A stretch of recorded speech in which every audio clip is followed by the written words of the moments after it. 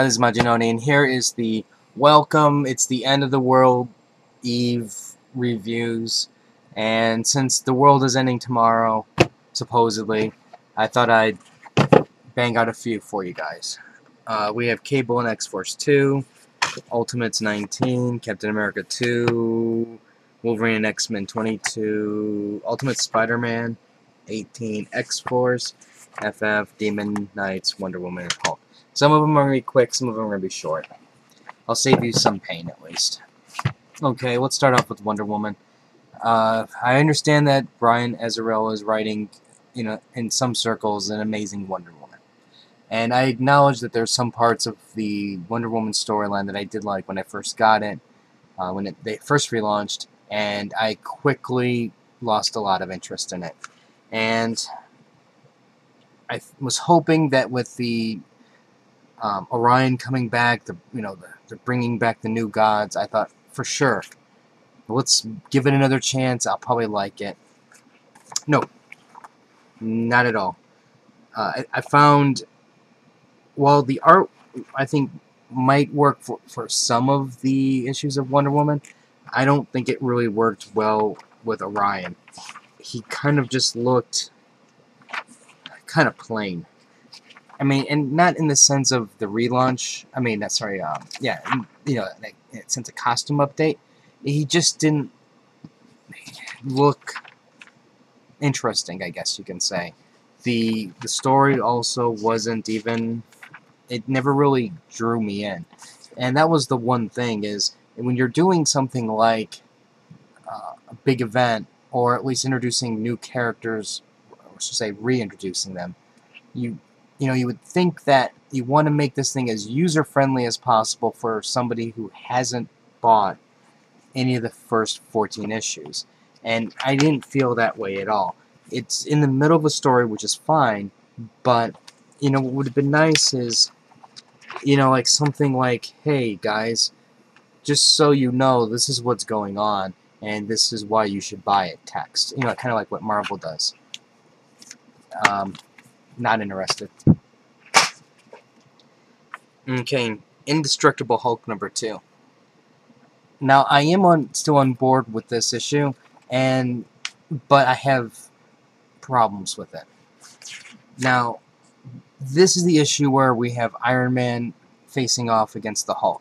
And it's not like Tony came in looking for a fight. He's just more like, Shield, you're doing what? Bruce Banner is working for you, and you have the Hulk in a helicarrier or ready for battle type thing, and that's cause of concern. And it had to happen, but I kind of wish it didn't happen on issue 2. Also, this was Banner's big thing of trying to be able to stump Tony, to prove that he's better. And you can tell that Banner was preparing for this moment throughout this entire issue. But I wish there was a 3 and a 4 and maybe a 5, and then Tony came. Give Tony Stark a reason to want to suddenly notice him type thing, rather than one occurrence and suddenly he's there. Overall, though, I mean, the battle was okay. The art, I'm really enjoying the art. The fight was decent. It ends on a humorous note, which is a good thing, but I don't know, I just wish there was build-up. I'm glad this is over. I mean, the storyline is over. I'm gonna drop this book. This ending just did absolutely nothing for me. And I really had high hopes for this book. I enjoyed the concept of the characters, the team. It was something different and unique, and I thought that was something that was refreshing with the 52 relaunch. Something that I think DC desperately needed. But the minute they tied everything with Stormwatch, while I understand that was a plan from probably way from the beginning, that just started to slowly make me lose interest. And when you combine that with a story that I thought was kind of like hiccuping, and it lost a lot of its intensity and and it just didn't. It wasn't doing anything for me after a while, and I can say that this is definitely gonna be my last issue.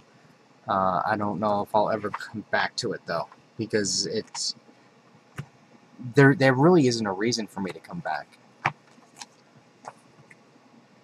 Okay, Fantastic Four #2, Fractions, brand new launch with the Fantastic Four, and I wanted more from this, and I didn't get anything. Now, I understand what's going on. You know, they're basically setting everything up, but it's taking 2 issues to do the setup, and it's, I don't know, I kind of wonder if maybe they could have done this in one, but at the same time, you know, yeah, they're going and they're explaining who all the characters are, and whoa, it's this big publicity stunt. The Fantastic Four are supposed to be gone for 4 minutes, so we have, you know, a brand new team that is supposed to be there while they're gone, but yet at the same time everybody knows that something horribly wrong is going to happen, and of course does. So if you really think about it, we have, in this new relaunch, you have Captain America in another dimension, who's still with the Avengers, and you have the Fantastic Four going to be also lost. We have a copyright thing where they put Moon Boy and a Double Dinosaur in it, which they didn't really need to because that was already handled in Avenging Spider-Man. But actually, you know, they probably, this is, I wonder if this even ties in with Avenging Spider-Man. I didn't get the next issue, but it's possible. But other than that, it's just, I don't know, I just wanted more. And I'm just wanting the excitement to happen, and it's not. But I understand with this issue here, or sorry, with this comic, we're not looking for the immediate payoff. It's the long haul. So I'm still on board, and I'm hopeful that the story is going to build up and get better. Okay, Uncanny XForce #35. This is the final execution, final issue of our Remender's run, and it's a nice little ending, I guess you can say. There's some humor into it, and it ties up the basic loose ends of, you know, the apocalypse oddly enough, Deadpool is like a father figure to him. It's dealing with Psylocke and Phantom X, Wolverine, and if you remember going back a few issues where they were in the future and old Wolverine whispered something to young Wolverine, they actually tell you what that is. And when you if you read the issue and you find out what that is, it's actually kind of shows you something a little bit more about Wolverine. And I really hope they don't recon or bring back the Draken, because I think the way this thing ended, it ended in a weird kind of way, and by bringing him back, it's going to diminish what Wolverine sacrificed. And so I hope they keep that dead and buried. And overall, I mean, it was a decent issue overall. I was really pleased with the ending, and it's very sad to see it go. Okay, Ultimate Comics Spider-Man #18, United We Stand. Now, this isn't too bad of an issue. This is basically Miles coming back home, and it's setting the stage of what's going to happen with Miles' dad after what he did. Now, overall, it's not what I would consider earth-shattering, but I think what we have here is a consistent Bendis story. The art's really well done, and out of all of the Ultimate books now, this is still my favorite. And as I'm looking to maybe start trimming some books, while the other 2 Ultimate books are really close to getting canceled, this one I think I'm still definitely going to keep ongoing. Okay, Wolverine and the X-Men number 22. All I'm going to say is I wish the circus thing would end. I am so tired of the circus. I think this is holding back the potential of the story. I don't know what Aaron is trying to accomplish here. This is just something that it's going to be a blight on what I think was a stellar run at the beginning. And I hate this. It's really, nothing about the story is interesting to me. Absolutely nothing. And I really challenge somebody to come up and tell me what really is interesting about this, because it's not. I mean, it's like a weird retelling-ish of the Frankenstein legend, you know, with Wolverine as a clown. And I guess, granted, some people probably think of him as a clown now because he's a headmaster of a school. But even then, it's like some of these characters, I mean, it's like they shouldn't have fallen so quickly and easily like that. You would think that with all the years of training from, you know, like the psychics like Jane and Emma, that this should never have happened. But yet it consistently happens on a daily basis almost, and it's just ridiculous. Okay, Captain America 2.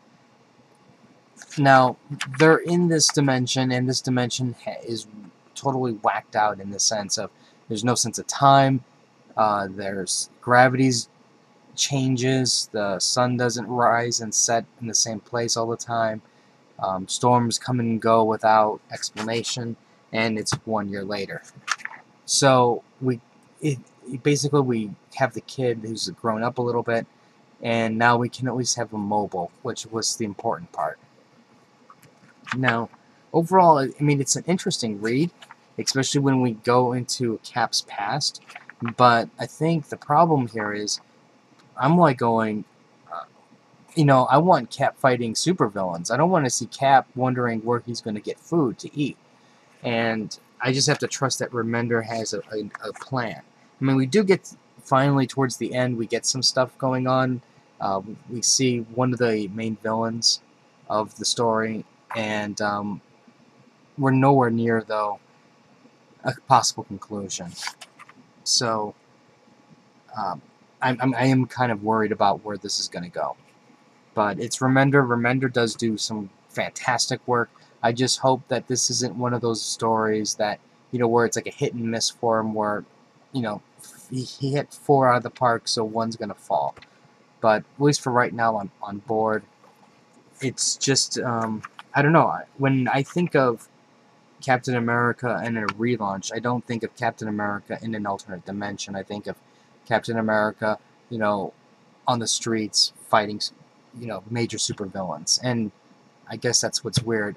But if you look at the past of what Brubaker has been doing with Cap, maybe this is a good change for the character, just so this way it kind of distances the characters, like the writers, and gives you a new perspective, a new idea, and something that you can't just go, well, I've already had that story before, I want something different. So, but at least for right now, like I said, I'm still on it. Okay, Ultimates 19. As I mentioned in another video, this is really boring. Really, really boring. There's some good parts to it, and there's just a lot of boringness. I mean, I guess you can say there's a little bit of... It's interesting to see how the government is trying to manipulate Cap into doing things, and Cap is just, you know, by the book. He doesn't want to deal with stuff like that. He doesn't like that kind of business, and there's dangers popping up everywhere, and he's basically starting to form a new Ultimates team. You have Thor being throwing temper tantrums and wants to be emo, but you know, I'm cutting him some slack because he did kill this kid. But it's kind of like, you know, we've already seen that kind of Thor how many times already, and I just kind of want to see the Thor kicking ass again. And now I'm only going to show the spoiler because this has already been revealed through Marvel.